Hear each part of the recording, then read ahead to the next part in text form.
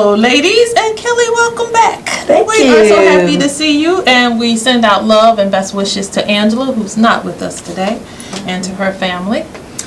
Well, ladies, we have got a lot going on in the news, and I hate to say it, but our president is the top story once again. You know, there's so many stories about the Trump administration in the news, so we'll start with the one that's probably had the longest shelf life, and that's his executive order to issue the travel ban on, it was, 7 or 8 primarily Muslim countries. He's changed it a little bit. I think he took one of them off. Well, now he's trying to take that executive order ban to the U.S. Supreme Court.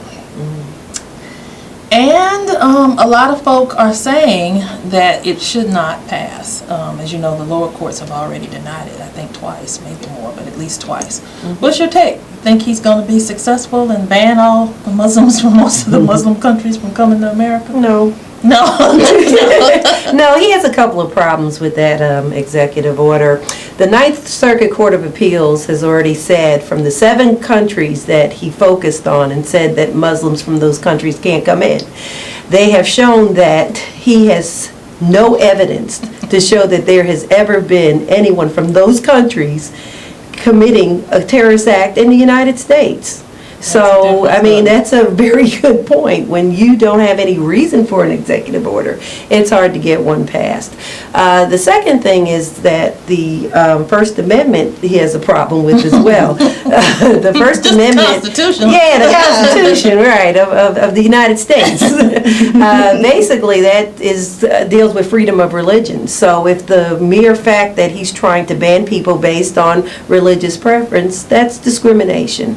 And the Supreme Court takes the Constitution very seriously, and so therefore I don't think that they will support him, that they will affirm the Ninth Circuit, and that he will not be able to get this passed.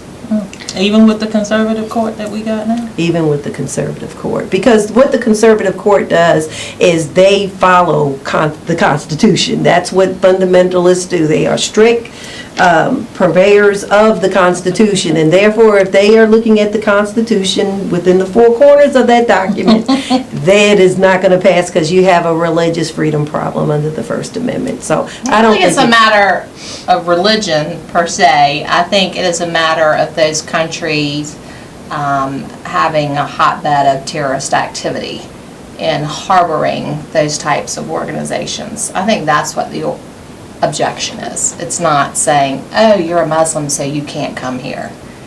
The objection is because they are allowing these terrorists to have asylum in those countries and they're doing their thing over there.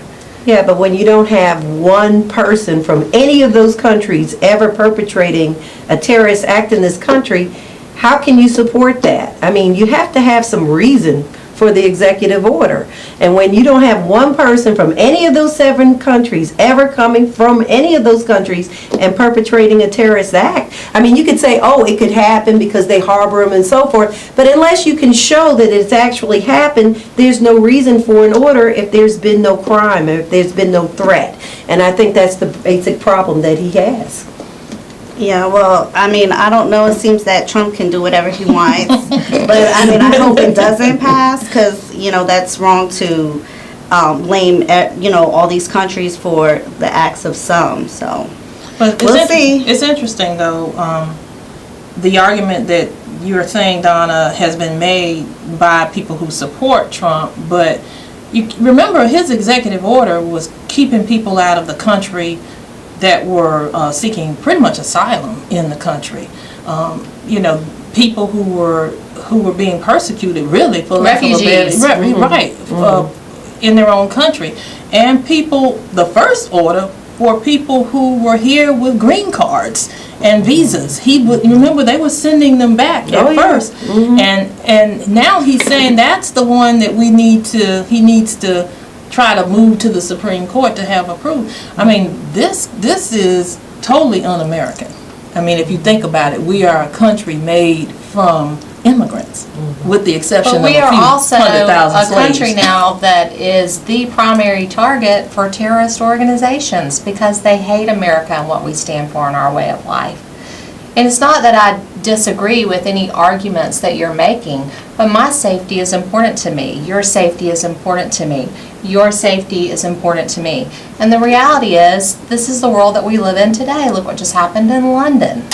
And I mean, we can cite any number of examples over the past couple of months. It's just, you know, if there's a level of protection, I don't want to impede on anybody's rights either. I know what that Statue of Liberty stands for. But at some point, we have to have some type of vetting process. Well, I'm not opposed to vetting. I think most of us would support vetting. Sure. We need, and even if he wants to have it called extreme vetting, I mean, vetting is one thing, but denial of people based upon the country that they're coming in from is very different. I think that's no vetting. That's a coward's way out. So we talk about the countries. Who knows where the countries came from? Have you read the executive order? Yeah. Does he list the countries? Yeah, he lists the 7 He doesn't countries. list the countries. He refers back to something that President Obama did in 2015. Now that had a much narrower scope. Let me be fair here, and that was in response to a specific incident. And that was the Iraqi terrorists that were trying to get into Bowling Green and ship all the stuff in there in Kentucky. Do y'all remember that? A lot of people forgotten about that. So he did the visa waiver program, suspended it temporarily. And so a lot of that, Barack Obama. And so a lot of what Trump is referring back to reflects what was done in 2015. I disagree with that. I disagree Well, with that. you can research it. That is his argument, but it's not a valid one. I mean, if you listen to what President Trump says, everything that President Obama has done, he has tried to negate. So all of a sudden now we are to believe that he's doing this as an extension of the admiration that he had for something that I don't think President he's Obama claiming did. that. I'm just Reality. making a point that the executive order points back to what was done in 2015. And to be fair to Barack Obama, I'm just saying that had a much narrower scope. So what Trump is doing is much bigger, and what Barack Obama did was in response to a specific incident. And to your point, there has not been a specific incident recently here that he can point to. No incident. Unlike None. what President Obama had. And even in the case of some of these other countries, the people have been found to have been people in that country. There's been no one in this country. Our terrorists have been, you know, American citizens.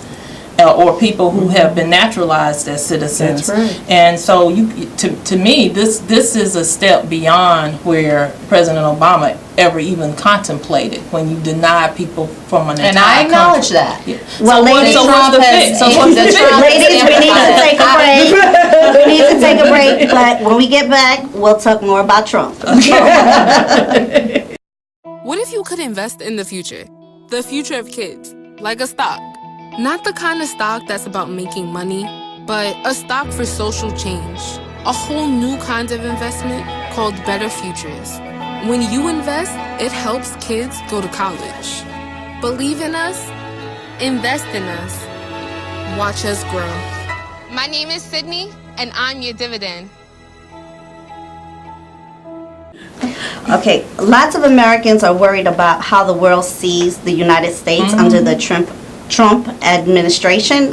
Do you think the world is losing respect for the United States? I do. I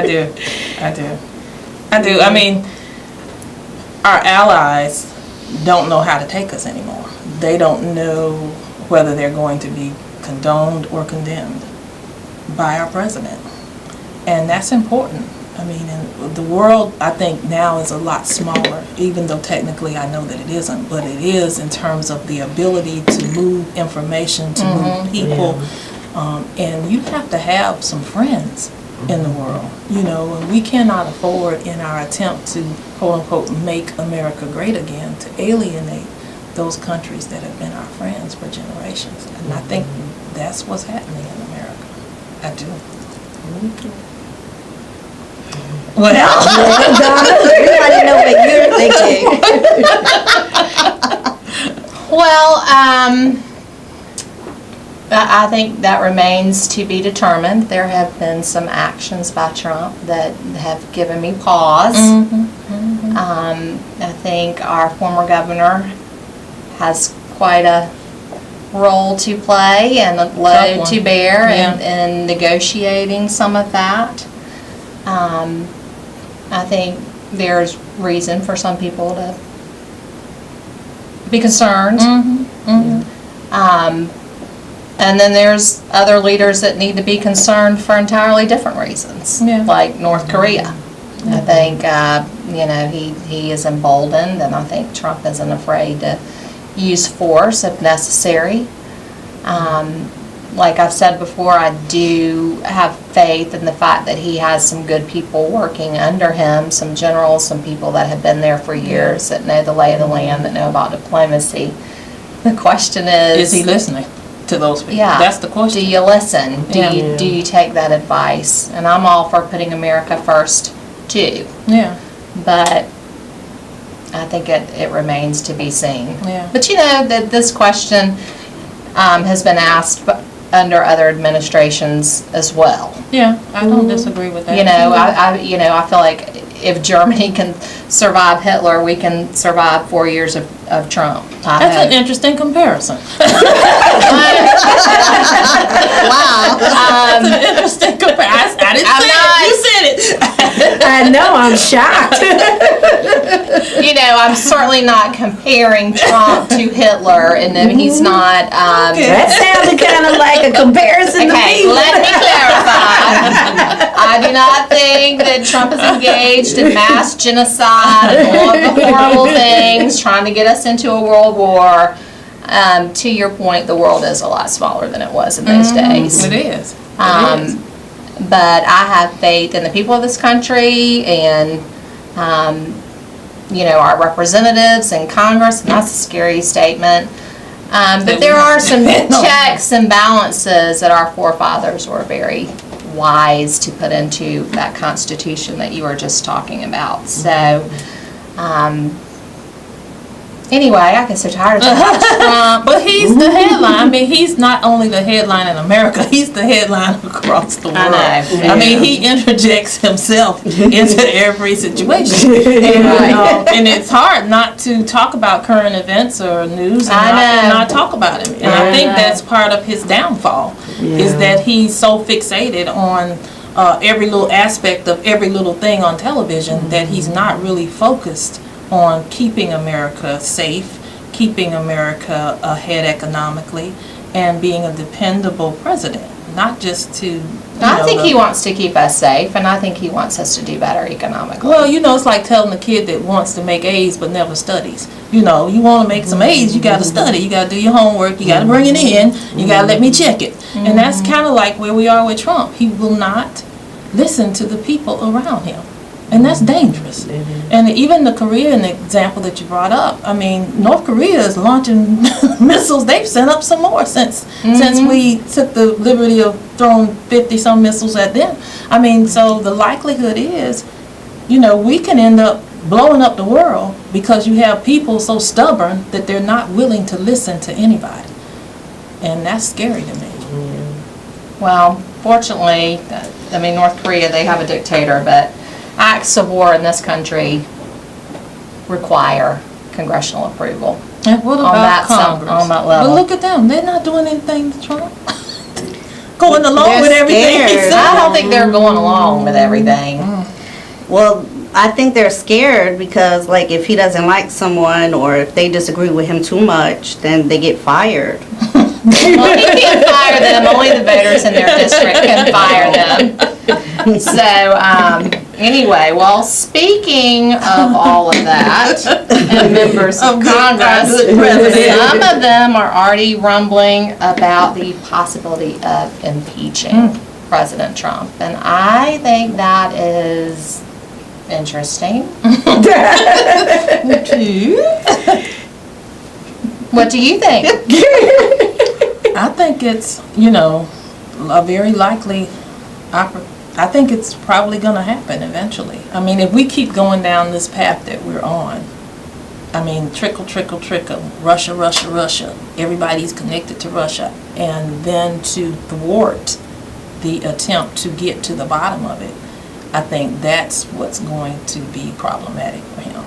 And I don't know, obstruction of justice is... I think Thursday's going to tell a lot. Yeah. I think Thursday when Comey testifies before the Senate committee, and if he says what I think he's going to say, I think Trump is going to have a real problem. Because if he states to the Senate committee that, in fact, President Trump gave him a call and asked him to back off of Flynn during a federal investigation, that's called obstruction of justice. That's even bigger than Watergate. Right. You can't have a president intermingle and try to thwart a federal investigation. And if it comes out and Comey has evidence of that, he is going to be in some real trouble. So I think Thursday is going to be a telltale sign of how our president is going to do in the future. Well, last show we talked about Russia, and it was just a little, you talked about a little trickle, trickle, trickle. Trickle, trickle, trickle. Well, that trickle is still going. And it's getting bigger and bigger. It's snowballing. Yeah. Right. It's snowballing. So now we see Jared Kushner and some other people being called into question. I mean, it is too coincidental that so many people connected so closely to this president are somehow connected to the Russians in ways that they seemingly forget to tell. You know, I mean, so if you thought that this was innocent and there was nothing to it, then whenever you were being vetted, you should have said something about it. But instead, they're having to have to backtrack and find out. And then that just, to me, is a cover-up.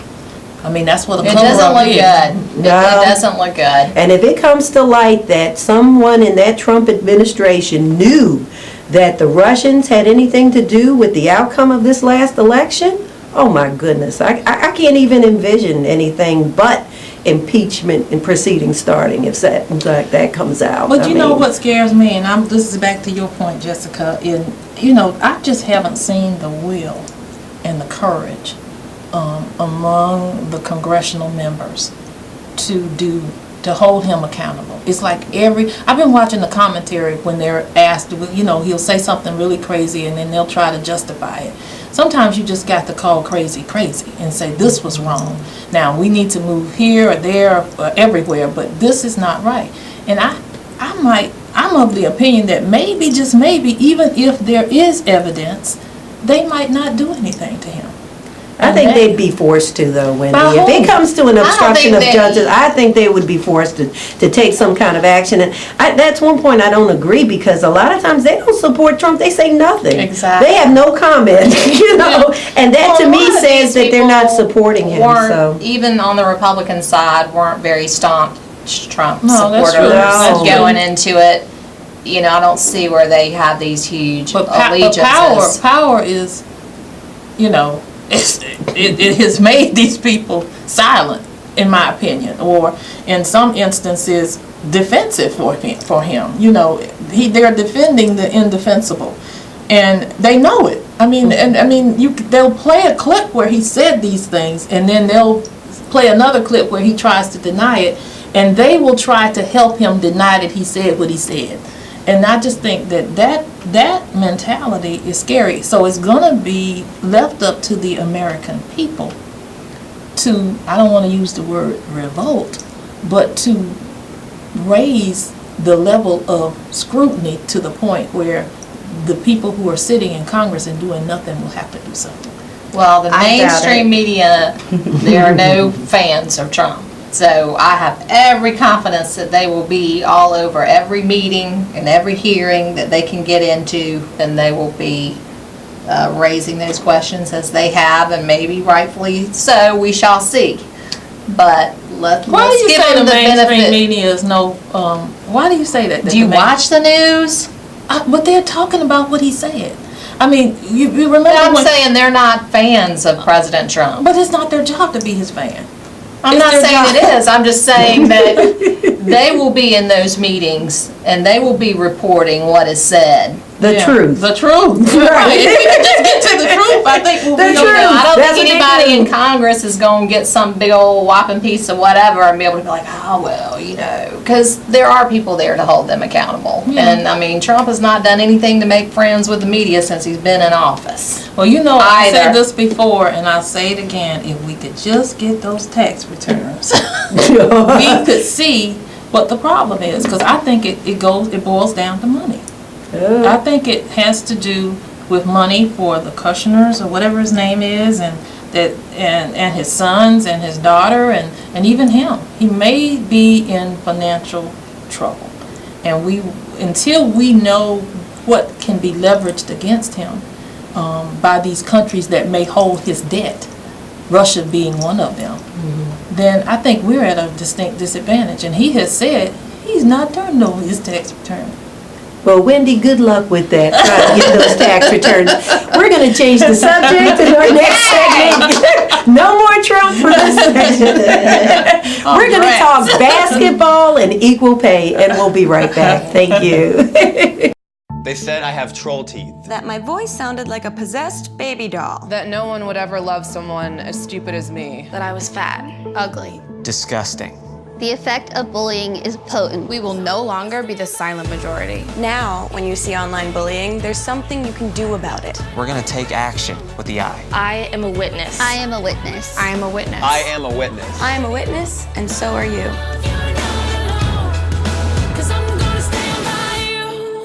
Talk basketball No now. more Trump. No more Trump. Not right now. Yay. Okay, well, we did well at the University of South Carolina in terms of our athletics program. The women Lady Gamecocks won the national championship. Yay. And the men made it to the Final Four. Yeah. So that was Very wonderful. But when it came to contracts, That money. yeah, Frank Martin did well, and Dawn Staley, who won the national championship, got about $1 million less. Is that right? Is that fair? What do you guys think about that? No. Well, we were talking about this in the makeup room before the show. And I read the article early one morning in the state newspaper while I was still in bed, 6:30, 7 a.m. And I was telling the ladies, I don't know why I was shocked. I was shocked that she made so much less Yeah. than he did. Yeah. Because she is bringing it home Yes, and she is. delivering That's consistently. Yep. And I'm happy for the men that they went to the Final Four. I think it's great. You know, none of us expected that after the season that they had. Yep.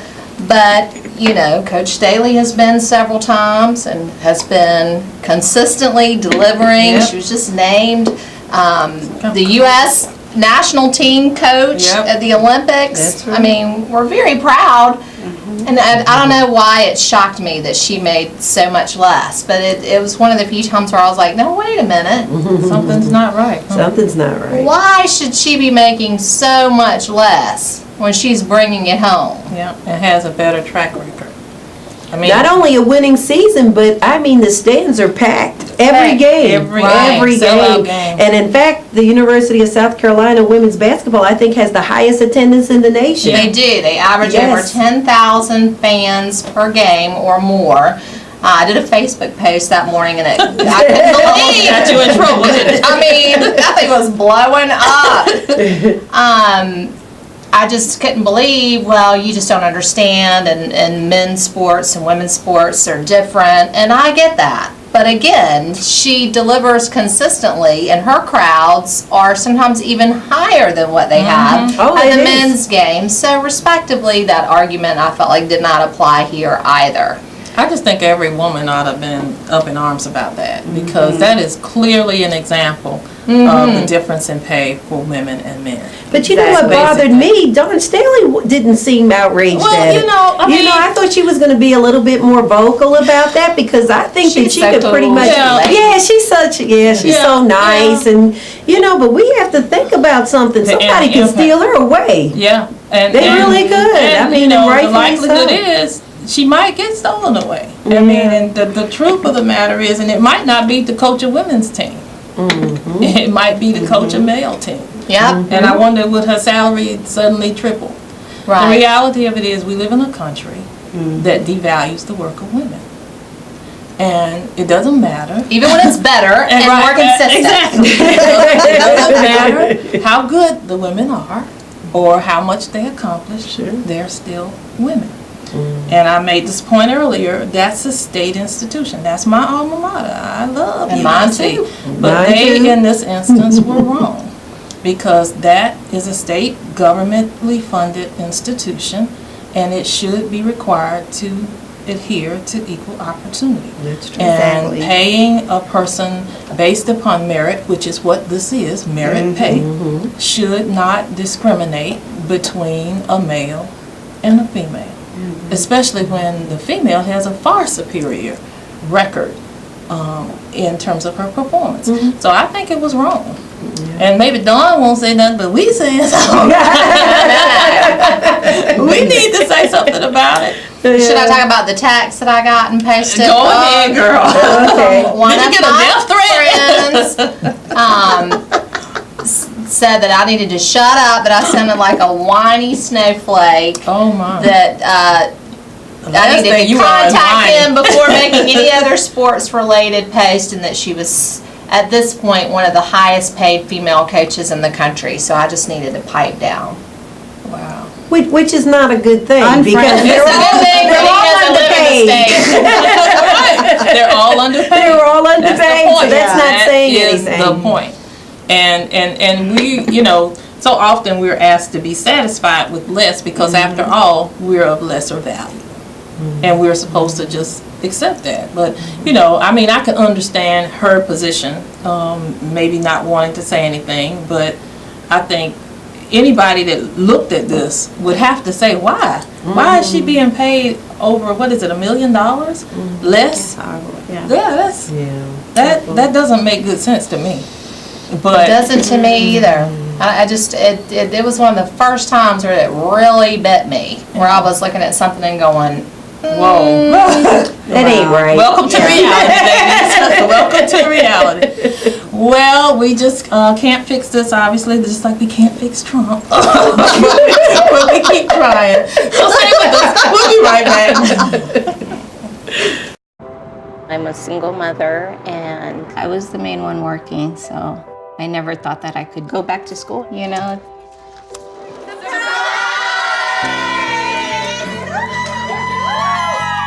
My sister, my mother, everybody wanted to help me with my kids.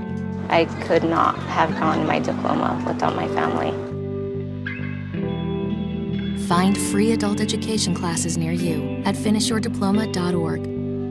Well, ladies, it was an exciting show. We're a group of opinionated sisters, aren't we? Absolutely. Well, folks, that completes our show today. We hope that you enjoyed it and that you learned something that both inspires and empowers you. Well, until the next time, peace and blessings.